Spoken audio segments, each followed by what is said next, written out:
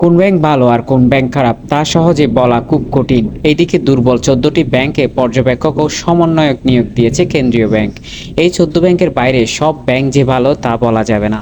এখন কোন ব্যাংকে টাকা রাখবেন তা বাছাইয়ের কয়েকটি পরামর্শ দিয়েছেন কয়েক ব্যাংকার। তারা বলেছেন, গ্রাহকের টাকা জমানোর সময় সংশ্লিষ্ট ব্যাংকের পরিচালনা পর্ষদের দিকে খেয়াল রাখতে হবে।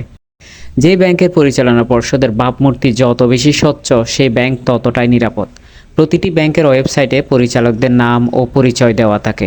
পাশাপাশি কোন ব্যাংকের বড় গ্রাহক কারা, অর্থাৎ আমানতের টাকা ব্যাংক কাকে দিচ্ছে তাও খোঁজ নিতে হবে। ব্যাংকগুলো প্রতি বছর যে বার্ষিক প্রতিবেদন তৈরি করে, সেই প্রতিবেদনে কয়েকজন শীর্ষ গ্রাহকের নাম ও ঋণের পরিমাণ উল্লেখ থাকে। পাশাপাশি সেই ব্যাংকের কর্মকর্তা কর্মচারীর নিয়োগ যতটা স্বচ্ছ, সেই ব্যাংক ততটা ভালো। কারণ দিন শেষে ব্যাংকের কর্মকর্তারাই পারে ব্যাংকটিকে ভালো রাখতে। আবার ব্যাংকটির শীর্ষ কর্মকর্তাদের পেশাদারিত্ব গুরুত্বপূর্ণ বিষয়। এইসব বিষয় বিবেচনা করে জমানো টাকা নিরাপদ থাকতে পারে।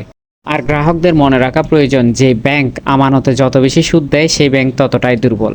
সেই ব্যাংকে বেশি তারল্য সংকটে ভুগছে। এই কারণে বেশি সুদ দিয়ে গ্রাহক থেকে টাকা আনার চেষ্টা করছে।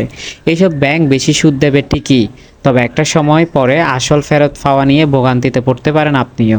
এদিকে ব্যাংক খাত থেকে ৫০,০০০ কোটি টাকা তুলে নেওয়া নিয়ে যে গুজব রটেছে, তার কোনো ভিত্তি নেই। মূলত এক বছরে ব্যাংকের হাতে থাকা অতিরিক্ত তারল্য প্রায় ৫০,০০০ কোটি টাকা কমে গেছে।